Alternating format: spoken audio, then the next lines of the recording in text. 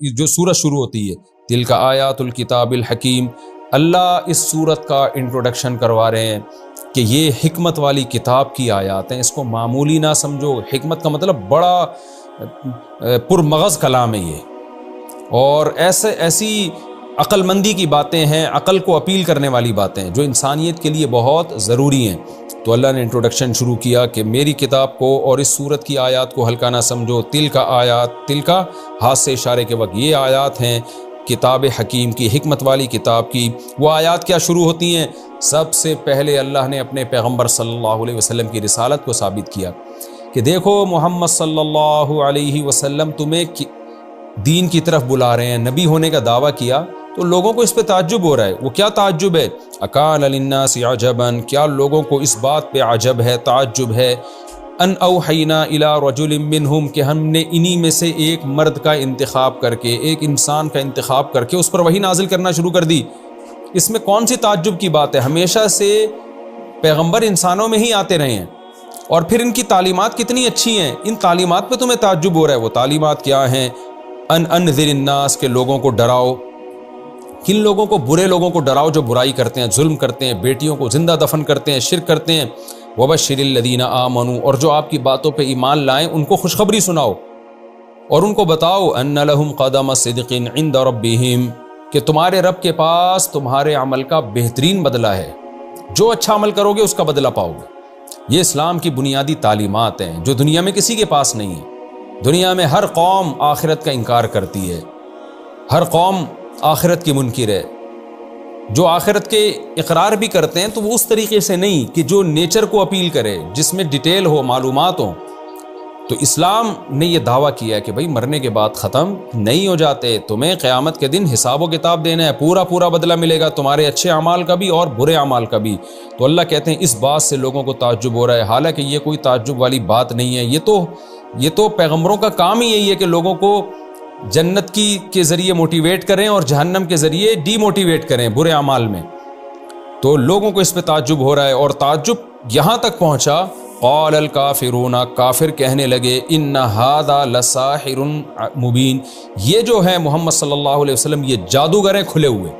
کیونکہ جب یہ قرآن کی آیتیں پیش کرتے ہیں لوگوں کے دل پگھلنا شروع ہو جاتے ہیں، قرآن میں اتنی اٹریکشن ہے، لوگ مائل ہونا شروع ہو جاتے ہیں۔ تو یہ جادو ہے، یہ قرآن کی تعلیمات کی پاکیزگی نہیں ہے، اور یہ محمد صلی اللہ علیہ وسلم کے سچے ہونے کی دلیل نہیں ہے، یہ جو جادو ہے جس کے کرشمے یہ دکھا رہے ہیں۔ تو قرآن ایک شکایت کر رہا ہے کہ دیکھو ایسی پاکیزہ تعلیمات پہ کیا کہہ رہے ہیں کہ یہ جادوگر ہے۔ پھر اللہ کہتے ہیں ان ربکم اللہ، تمہارا رب وہ اللہ ہے الذی خلق السماوات، جس نے آسمانوں کو بنایا۔ محمد صلی اللہ علیہ وسلم تو اس رب کی طرف تمہیں دعوت دے رہے ہیں، تم اس رب کو بھول گئے ہو۔ تو اس لیے اس توحید کی طرف اللہ آتے ہیں جو رسالت کا بنیادی مقصد ہے۔ رسالت کا بنیادی مقصد یہ نہیں کہ نبی لوگوں کو اپنا غلام بنائے، رسالت کا مقصد یہ ہے کہ مخلوق کی غلامی سے نکال کے اللہ کی غلامی میں لے کر آئے۔ تو اللہ کہہ رہے ہیں تمہارا رب وہ خدا ہے جس نے آسمانوں اور زمین کو بنایا، اس کے وجود پر بھی ایمان لاؤ اور اس کے ساتھ ان پتھروں کے بنے ہوئے بتوں کو شریک نہ کرو۔ اس لیے اللہ اپنا انٹروڈکشن کرواتے ہیں ان ربکم اللہ۔ اس میں ایتھیس لوگوں پہ بھی رد ہے جو کہتے ہیں کائنات خود بخود بن گئی۔ اللہ بتا رہے ہیں اتنے بڑے بڑے آسمان، زمین اور سورج اور چاند کا نظام جس کا آگے تذکرہ آ رہا ہے، یہ کیسے خود بخود بن سکتا ہے؟ ان ربکم اللہ، بے شک تمہارا رب وہ اللہ ہے الذی خلق السماوات والارض، جس نے آسمانوں اور زمین کو بنایا فی ستۃ ایام، 6 دنوں میں۔ 6 دنوں میں تمام آسمانی کتابوں میں ہے کہ اللہ نے آسمان اور زمین کو 6 دنوں میں بنایا۔ کیسے بنایا یہ اللہ ہی بہتر جانتا ہے۔ یہ بھی ممکن ہے کہ 6 دنوں میں یہ نقشہ وجود میں آ گیا اور پھر کروڑوں سال اس میں تصرف ہوتے رہے ہوں، کچھ بھی ہو سکتا ہے۔ اور بعض علماء نے یہ بھی لکھا ہے کہ یہ 6 دن بھی ہو سکتا ہے زمین کے 6 دن نہ ہوں، یہ اللہ کے علم کے 6 دن ہو، جو جیسے قیامت میں ایک دن 50,000 سال کا ہوگا تو ہو سکتا ہے وہ والے 6 دن ہو، واللہ عالم۔ ہمیں اس کی ڈیٹیل معلوم نہیں ہے، قرآن نے ہمیں پہلے بتا دیا ہے کہ کچھ آیتیں ایسی ہیں جو محکمات میں سے ہیں، کچھ متشابہات میں سے ہیں۔ متشابہات کو اللہ کے سپرد کر دو۔ تو بہرحال اللہ کہتے ہیں میں نے 6 دنوں میں بنایا، کیسے یہ اللہ ہی جانتا ہے۔ ثم استوى علی العرش، پھر وہ عرش پر مستوی ہوا، کما ہوا لائق بشانہ، جیسے کہ اس کی شان ہے، اس کی تفصیل بھی ہمیں معلوم نہیں ہے۔ یدبر الامر، وہ تمام معاملات کی تدبیریں کرتا ہے۔ ما من شفیع الا من بعد اذنی، کوئی سفارشی نہیں ہے مگر اللہ کی پرمیشن کے ساتھ۔ مشرکین مکہ یہ کہتے تھے کہ ہم اپنی مرضی کی زندگی گزاریں گے، اور جن بتوں کو ہم پوج رہے ہیں یہ بڑے بڑے بزرگوں کی مورتیاں ہیں، قیامت کے دن اگر قیامت واقع ہوئی اور جنت جہنم ہوا، جنت جہنم کا تصور صحیح ہوا، تو یہ بڑے بڑے بت جو ہیں جن پیروں کے نام پر ہیں وہ پیر ہمیں بخشوا دیں گے اللہ سے۔ تو اللہ نے کہا کہ کوئی اللہ کے ہاں سفارش نہیں کر سکتا مگر اللہ کی اجازت کے ساتھ، اللہ اجازت دے گا تو سفارش ہوگی، اور اللہ اجازت کن کو دے گا، کس کے لیے دے گا، یہ دوسرے مقام پہ اللہ نے بتا دیا کہ مشرک کے لیے اجازت نہیں ملے گی، اور مشرکوں کو اجازت نہیں ملے گی کہ سفارش کریں۔ اجازت ملے گی ان لوگوں کو جو توحید پرست ہوں گے، وہ سفارش کریں گے بھی ان کی جو توحید پرست ہوں گے۔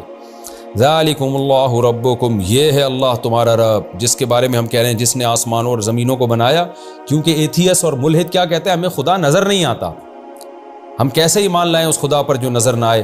تو اللہ اس آسمان زمین کی طرف اشارہ کر کے کہتے ہیں یہی تو ہے تمہارا خدا، یعنی اسی میں تو اس کے جلوے تمہیں نظر آ رہے ہیں، یہ چیزیں خود بخود کیسے بن سکتی ہیں، یہ ان چیزوں میں کوئی تبدیلی نہیں ہو سکتی، چینجر کے بغیر چینجنگ نہیں ہو سکتی، اور تو یہ کریشن کے بغیر، کریٹر کے بغیر کریشن کیسے ہو سکتی ہے اس میں؟ تو یہ ساری کی ساری کائنات جس نے بنائی ہے، ان ربکم اللہ، یہ ہے تمہارا رب۔ تو اللہ کہتے ہیں ذالکم اللہ، یہ ہے بالکل تمہارے سامنے، تم جو کہتے ہو ہمیں نظر نہیں آتے، اپنے دماغ کا علاج کراؤ، اپنی آنکھوں کا علاج کراؤ۔ ذالکم اللہ ربکم، یہ ہے تمہارا رب، یہ ہے اللہ جو تمہارا پالنے والا ہے، فاعبدوہ، اس کی عبادت کرو، ملحدوں کی باتوں میں نہ آؤ۔ افلا تذکرون، تم نصیحت حاصل کیوں نہیں کرتے؟ الیہ مرجعکم جمیعا، بعض لوگ خدا کے وجود کے تو قائل ہیں، ہاں کوئی کریٹر ہے جس نے بنایا، لیکن موت کے بعد کی زندگی کے قائل نہیں ہیں۔ قرآن کہہ رہا ہے وہ بھی غلط، الیہ مرجعکم جمیعا، جس نے تمہیں بنایا ہے اور اس کائنات کو بنایا ہے، تم سب کے سب اسی کی طرف لوٹ کر بھی جاؤ گے۔ وعد اللہ، یہ اللہ کا وعدہ ہے، حقاً، بالکل پکا سچا، یہ ہو نہیں سکتا کہ ایسا نہ ہو۔ سورہ حج میں بڑے زبردست انداز میں اللہ نے اسی مضمون کو بیان کیا، میں جب وہ آیتیں پڑھتا ہوں بڑا مزہ آتا ہے۔ یا ایھا الناس ان وعد اللہ حق، اے لوگو اللہ کا وعدہ سچا ہے۔ ایک جگہ کہا وَأَنَّ السَّاعَةَ آتِيَةٌ لَا رَيْبَ فِيهَا، کہ قیامت آ کے رہے گی، اس میں کوئی شک نہیں ہے۔ وَأَنَّ اللَّهَ يَبْعَثُ مَن فِي الْقُبُورِ، اور جو قبروں میں پڑے ہوئے ہیں اللہ ان کو زندہ کر کے چھوڑے گا۔ تو بڑے قرآن کے واضح دو ٹوک دعوے ہیں۔ وعد اللہ حقا، اللہ کا وعدہ سچا ہے۔ اے اللہ تیرا وعدہ سچا ہے تو دوبارہ زندہ کیسے ممکن ہے؟ تو مر کے مٹی ہو کے ہم ختم ہو جاتے ہیں، فنا ہو جاتے ہیں۔ اس کا جواب اگلی آیتوں میں قرآن دے رہا ہے، انہ یبدأ الخلق، وہی تو ہے جس نے پہلی مرتبہ پیدا کیا تھا۔ تو پہلی مرتبہ کیسے پیدا کر لیا اس نے؟ اس وقت تو کچھ بھی نہیں تھا، ابھی تو مر کے مٹی تو ہونا کم از کم، تو اس وقت تو عدم سے وجود میں لے کر آیا ہے وہ۔ ثم یعیدہ، پھر وہی اس کو دوبارہ بھی لوٹا دے گا۔ تو کسی چیز کو فرسٹ ٹائم بنانا مشکل، لیکن ریپیئرنگ کرنا تو آسان ہوتا ہے۔ تو جس نے پہلی مرتبہ بنا دیا وہ ریپیئر کر کے دوبارہ نہیں بنا سکتا، دوبارہ بنائے گا کیوں؟ یہ کام کرے گا کیوں؟ یہ ایک سوال پیدا ہوتا ہے کہ اے اللہ تجھے اس کی کیا ضرورت پڑی ہے؟ اللہ کہتے ہیں دوبارہ اس لیے بناؤں گا کہ لیجزی الذین آمنوا وعملوا الصالحات، کہ لوگ جو ایمان لائے اور اچھے اعمال کیے ایمان لانے کے بعد، ان کو بدلہ بھی تو ملے اس کا۔ اس دنیا میں بدلہ نہیں ملتا، اس دنیا میں اچھے لوگ الٹے مظلوم بن کے زندگی گزار رہے ہوتے ہیں اور ظالم لوگ ترقی کر رہے ہوتے ہیں۔ تو اللہ کہتے ہیں یہاں نہیں حساب ملتا، یہاں انصاف نہیں ہوتا، میں دوبارہ زندہ کروں گا۔ لیجزی الذین آمنوا، تاکہ میں اچھا بدلہ دوں ان لوگوں کو جو ایمان لائے اور پھر انہوں نے اس بیس پہ اچھے اعمال بھی کیے، بالقسط، انصاف کے ساتھ۔ کیا مطلب؟ ان کے بدلے میں کمی نہیں ہوگی، باقی اللہ تو زیادہ بدلہ دیتا ہے۔ والذین کفروا، اور جو میری باتوں کا انکار کریں گے، آخرت کا انکار کریں گے، میرے وجود کا، میری توحید کا انکار کریں گے، لہم شراب من حمیم، ان کے لیے کھولتے ہوئے پانی کا مشروب ہے، وعذاب علیم بما کانوا یکفرون، اور جو یہ کفر کیا کرتے تھے نا میرے وجود کا، میری توحید کا انکار کیا کرتے تھے پیغمبروں کا، اس کی وجہ سے ان کو دردناک عذاب دوں گا میں۔ پھر اللہ اپنی دوبارہ قدرت کو بیان کرتا ہے، اپنے وجود کی، اپنی توحید کے دلائل بیان کرتا ہے۔ هو الذی جعل الشمس ضیاء، وہ اللہ ہی تو ذات ہے جس نے سورج کو ضیاء اور روشنی بنایا۔ یہ خود بخود نہیں ہو گیا، سب کچھ آٹومیٹیکلی نہیں ہو گیا۔ 9 لاکھ سے زیادہ گنا بڑا سورج اور ایک ہائیڈروجن گیسوں کا مجموعہ اور بھڑکتی ہوئی آگ ہے جو لاکھوں کروڑوں سال سے آگ پھینک رہا ہے۔ یہ وہ اللہ ہے جس نے سورج کو ایسا بنایا، والقمر نورا، اور چاند کو بھی اس نے روشنی بنایا۔ ضیاء اور نور میں کیا فرق ہے؟ نور ایک ٹھنڈی سی روشنی ہوتی ہے، ضیاء کا مطلب روشنی ہے، اور کوئی فرق نہیں ہے اس میں۔ بعض لوگ جو یہ فرق کرتے ہیں کہ ضیاء اس روشنی کو کہتے ہیں جو اپنی ہو، اور نور اسے کہتے ہیں جو کسی اور سے لی ہو، تو یہ لغت میں ایسا کوئی فرق نہیں ہے، عربی زبان میں یہ بات کے لوگوں نے فرق کیا ہے۔ یہ الگ بات ہے کہ چاند کی اپنی روشنی نہیں ہوتی، لیکن قرآن یہاں اس مضمون کو بیان نہیں کر رہا، کیونکہ قرآن کا ٹاپک سائنس نہیں ہے۔ عربوں کو اگر یہ بیان کر دیا جاتا نا قرآن کی اپنی روشنی نہیں ہے، سورج کی روشنی لیتا ہے، تو ایک نئی جنگ چھڑ جاتی۔ اس کو ثابت کرنے کے لیے پھر الگ دلائل دینے پڑتے۔ تو اس لیے اسلام نے ہدایت کے ٹاپک کو فوکس کیا ہے، دائیں بائیں اسلام اپنے ٹاپک سے ہٹا نہیں ہے، قرآن ٹاپک سے ہٹا نہیں ہے کہ جو سائنسدانوں کا ٹاپک ہے وہ ان میں رہنے دو، میڈیکل سائنس کا جو موضوع ہے وہ انہیں اس پہ کام کرنے دو۔ اسلام تو آپ کو یہ بتا رہا ہے، قرآن تو یہ بتا رہا ہے کہ اس کائنات میں غور کرو، یہ آٹومیٹیکلی یہ چیزیں خود بخود نہیں ہو سکتی۔ والقمر نورا وقدرہ منازل، اور اس نے اس سورج کی اس چاند کی منزلیں طے کر دی ہیں۔ بعض علماء نے کہا یہ ہو ضمیر دونوں کی طرف لوٹ رہی ہے، بتاویل کل واحد، کیا مطلب اس سورج کی بھی اور اس چاند کی بھی، اور بعض نے کہا نہیں چاند کی طرف لوٹ رہی ہے۔ تو دونوں تفسیریں صحیح ہو سکتی ہیں کیونکہ دونوں کی منزلیں بہرحال طے ہیں۔ تو اس چاند کی منزلیں طے کر دیں، لِتَعْلَمُوا عَدَدَ السِّنِينَ، تاکہ تم سالوں کا حساب معلوم کرو۔ یہ بھی خدا کے وجود کی دلیل ہے، یہ کائنات خود بخود بنی ہوتی تو اس میں اتنی بہترین مینجمنٹ نہ ہوتی۔ اب دیکھیں چاند ایک ایسا کیلنڈر ہے، لاکھوں سال سے انسانوں کو وہ دن گننے اور سالوں کا حساب رکھنے میں مدد دے رہا ہے۔ یہ تو اب اپلیکیشن آ گئی ہے نا۔ اب دیکھیں چاند آپ جب دیکھتے ہیں، پہلی کا چاند ہوتا ہے بہت باریک، پھر تھوڑا بڑھتا ہے، پھر تھوڑا بڑھتا ہے، تو ہمیشہ سے لوگ اس کو دیکھ کے وقت کا اندازہ لگاتے ہیں۔ پھر سورج کے ذریعے سالوں کا اندازہ ہوتا ہے کہ سورج مشرق سے موو کرتے کرتے کرتے کرتے تھوڑا سا شمال کی طرف جاتا ہے، پھر شمال کے اینڈ میں آ کے دوبارہ جنوب کی طرف جانا شروع ہوتا ہے۔ تو جب یہ ایک دور مکمل ہوتا ہے تو پورا ایک سال ہو جاتا ہے۔ تو اللہ کہتے ہیں تم ان چاند اور سورج کی منزلوں سے سال کا حساب لگاتے ہو، والحساب، اور دوسرا حساب لگاتے ہو، یعنی سالوں کی گنتی بھی شمار کرتے ہو اور دیگر حساب کتاب بھی۔ جتنے آپ کے حسابات ہیں یہ سارے سورج اور چاند کی گردشوں پہ چل رہے ہیں، ورنہ انسان اس زمین پہ ہوتا اور یہ گردشیں نہ ہوتی تو ہمیں کیا پتہ چلتا۔ یہ جو آج 24 گھنٹے کا ہم نے دن بنایا اور 365 دنوں کا ہم نے سال بنایا، اور پھر ان 24 گھنٹوں میں سے ہم نے ہر گھنٹے کے 60 ٹکڑے کر کے منٹ بنائے اور ہر منٹ کے 60 ٹکڑے کر کے سیکنڈ بنائے، تو سارا ٹائمنگ اور یہ نظام اس سورج اور چاند سے متعلق ہے۔ تو اللہ کہتے ہیں تمہاری ساری کیلکولیشن اس سے متعلق ہے۔ اگر یہ نہ ہوتا تو تم تو اندھے بہرے ہوتے، تمہیں پتہ ہی نہ ہوتا کہ اس وقت کیا ٹائم ہو رہا ہے، اس واقعے کو کتنے سال گزر گئے، کتنا دن گزر گئے، مہینہ کب کمپلیٹ ہوتا ہے، یہ ساری چیزوں میں تم اندھے ہوتے۔ لیکن چونکہ انسان کو زمین میں اللہ نے احسن طریقے سے بسانا تھا، لہذا چاند اور سورج کو روکا نہیں گیا بلکہ ان کو گردشوں میں چلا دیا گیا ہے۔ لِتَعْلَمُوا، تاکہ تمہیں پتہ چلے، عدد السنین، سالوں کی گنتیاں پتہ چلیں اور حساب و کتاب پتہ چلے۔ ما خلق اللہ ذلک الا بالحق، کیسی خوبصورت آیت ہے یہ۔ اللہ کہتے ہیں میں نے یہ سب کچھ پیدا نہیں کیا مگر حق کے ساتھ۔ کیا مطلب؟ یہ بیکار نہیں ہے ساری چیزیں۔ جو لوگ اللہ پہ ایمان نہیں لے کر آتے، آخرت پر ایمان نہیں رکھتے، ان کی نظر میں یہ سب چیزیں خود بخود ہو رہی ہیں اور اس کا کوئی مقصد نہیں ہے۔ مقصد ہے کہ انسان انجوائے کرے۔ تو اللہ کہتے ہیں ایسا نہیں ہے، وہ بنا کے میں نے ایسے ہی چھوڑ دیا ہو تمہیں، یہ حق کے ساتھ ہے۔ حق کا کیا مطلب؟ متلبسا بالحق، ان کا ایک مقصد ہے۔ اس لیے بہت سے علماء یہاں حق کا ترجمہ کرتے ہیں کہ اس کی ایک ریزن ہے، بغیر ریزن کے نہیں کیا۔ وہ ریزن کیا ہے؟ ان چیزوں کو دیکھ کر تم یقین کرو کسی نے بنایا ہے، یہ کائنات خود بخود نہیں بنی، اور بنانے والے کا مقصد ہمیں آزمانا ہے، اور آزمائش کے بعد پھر ایک نتیجہ بھی ہے۔ ان تمام چیزوں پر استدلال کرو تم۔ اللہ کہتے ہیں میں نے یہ اس لیے بنایا ہے۔ مجھے بہت مزہ آتا ہے اس آیت میں، جب میں پڑھتا ہوں نا، ما خلق اللہ ذالک الا بالحق، بہت ایمان بڑھتا ہے اس آیت سے۔ اللہ کہتے ہیں سب کچھ میں نے ایسے ہی تھوڑی پیدا کر دیا ہے۔ جو سائنسدان تو بس اس میں لگے رہتے ہیں کائنات کی تحقیق میں، اور یہ نہیں دیکھتے کہ یہ بنایا کیوں گیا ہے، اس کا مقصد کیا ہے۔ ایسے ہی ہے جیسے آپ کی کوئی بہت خدمت کر رہا ہو، بس آپ اس سے فائدہ اٹھا رہے ہوں، یہ سوچنے کے لیے تیار ہی نہ ہو کہ یہ کیوں کر رہا ہے۔ اس سے پوچھا تو جائے کہ بھئی تم میری خدمت کیوں کر رہے ہو۔ تو اللہ کہتے ہیں میں نے پوری کائنات انسان کے لیے بنائی، تو یہ سب کچھ اللہ نے ناحق پیدا نہیں کیا، اس کا کوئی مقصد ہے۔ یفصل الآیات، وہ اپنی آیات کھول کھول کے بیان کرتا ہے۔ لقوم یعلمون، ان لوگوں کے لیے جو کچھ جانتے ہیں یا جاننا چاہتے ہیں، یعنی عقل مندوں کے لیے جن کے پاس علم ہے۔ وہ علم کیا ہے؟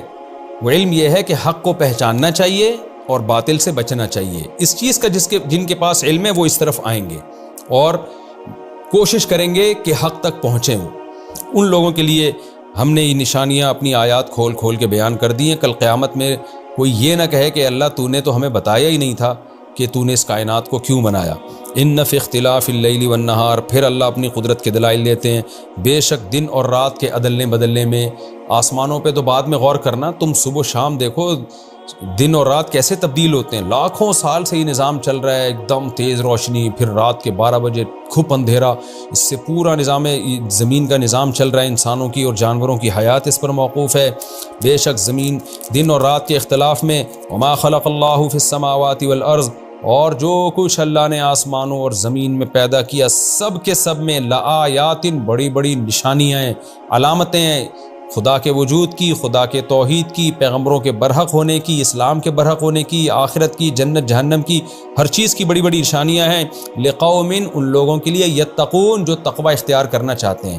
اصل میں نشانیاں تو سب کے لیے ہیں، لیکن فائدہ ان لوگوں کو ہوگا جو سیدھے راستے پہ چلنا چاہتے ہیں، اس لیے اللہ نے متقین کا ذکر کیا۔ اور آگے اللہ فرماتے ہیں ان الذین لا یرجون لقاءنا، بے شک وہ لوگ جو ہماری ملاقات کی امیدیں ہی نہیں رکھتے۔ کچھ لوگ ایسے بھی ہیں، بہت سے لوگ ایسے ہیں جن کو کوئی امید ہی نہیں ہے، کہ وہ سمجھتے ہیں کہ مر کے مٹی ہو کے ختم ہو جائیں گے، ہماری اللہ سے ملاقات نہیں ہونے والی، جس کا نتیجہ کیا نکلتا ہے وَرَضُوا بِالْحَيَاةِ الدُّنْيَا، وہ دنیاوی زندگی پر راضی ہو گئے، وَطْمَأَنُّوا بِهَا، اور اسی پر مطمئن ہو گئے۔ بس یہی ہمیں دنیا چاہیے، ہمیں نہیں، ہم مانتے ہی نہیں آخرت کو کہ کیا ہے۔ والذین هم عن آیاتنا غافلون، اور وہ لوگ جو ہماری آیات سے غافل ہیں تبھی تو ان کا یہ نتیجہ نکلا نا، اللہ کی آیات میں غور ہی نہیں کرتے، جس کے نتیجے میں وہ اس دنیا ہی کو سب کچھ سمجھ بیٹھتے ہیں۔ تو اللہ کہتے ہیں اولئک مأواہم النار، یہ وہ لوگ ہیں جن کا ٹھکانہ آگ ہے، بما کانوا یکسبون، اس عمل کے نتیجے میں جو یہ دنیا میں کیا کرتے تھے۔ وہ عمل کیا تھا؟ کفر، اللہ کی نعمتوں سے بہت فائدہ اٹھایا، لائف کو بھرپور انجوائے کیا، مگر ان نعمتوں کے دینے والے کے بارے میں کبھی غور نہیں کیا۔ اللہ کہتے ہیں ایسے لوگوں کا انجام بہت بھیانک ہے، اور اس کے برعکس جو ایمان لائے اور نیک اعمال بھی کیے انہوں نے، ان کا انجام بہت اچھا ہے۔ ان الذین آمنوا، بے شک وہ لوگ جو ایمان لائے، وعملوا الصالحات، اور پھر اچھے اعمال بھی کیے انہوں نے، یہدیہم ربہم، ان کا رب ان کی رہنمائی کرے گا، کہاں؟ جنت تک لے کر جائے گا ان کو، بایمانہم، ان کے ایمان کی وجہ سے، تجری من تحتہم الانہار، ایسی خوبصورت بہشت ہوگی، جنت ہوگی جس کے نیچے نہریں بہتی ہوں گی، فی جنات النعیم، اور نعمت اور عیش کے باغات میں، اور وہاں بات بھی بڑی پاکیزہ ہوگی۔ وہ کیا ہوگی؟ دعواہم فیہا سبحانک اللہم، ان کا دعویٰ کیا ہوگا وہاں پہ، یعنی منہ سے جو بات نکالیں گے وہ کیا ہوگی؟ سبحانک اللہم، اے اللہ تو ہر عیب سے پاک ہے۔ یعنی اتنی خوبصورت جنت اور اتنی خوبصورت نعمتیں دیکھ کے کیا کہیں گے کہ اللہ تو ہر عیب سے پاک ہے۔ یہ جملہ کب استعمال کیا جاتا ہے؟ جب انسان بہت تعجب میں آتا ہے، بہت عجیب جب متاثر ہوتا ہے نا، تو کیا کہتے ہیں؟ سبحان اللہ، یعنی اللہ ہر عیب سے پاک ہے جس نے ایسی ایسی چیزیں بنا دی۔ تو وہاں تعجب سے کیا کہیں گے؟ سبحانک اللہم، اللہم کا مطلب ہے یا اللہ، اے اللہ، وتحیتہم فیہا سلام، اور ملاقات کے وقت ان کا تحیہ کیا ہوگا؟ دعا کیا ہوگی؟ سلام۔ جب آپس میں ملیں گے ایک دوسرے کو سلامتی کی دعائیں دیں گے، پھر گپ شپ لگائیں گے، اور جب ایک دوسرے سے جدا ہونے کا وقت آئے گا تو پھر اللہ کی نعمتوں کو یاد کر کے کہیں گے ان الحمدللہ رب العالمین، تمام تعریفیں اس اللہ کے لیے جو تمام جہانوں کا پالنے والا۔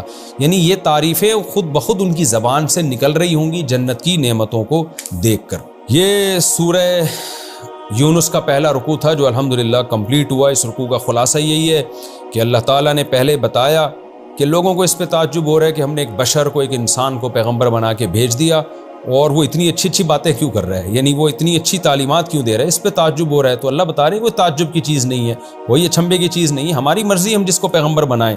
تعجب تو اس پہ ہونا چاہیے کہ اللہ نے اپنے بندوں کی ہدایت کے لیے کسی کو بھیجا ہی نہیں، یہ تعجب کی بات ہے۔ بھیجا ہے، یہ تو تعجب کی بات نہیں ہے۔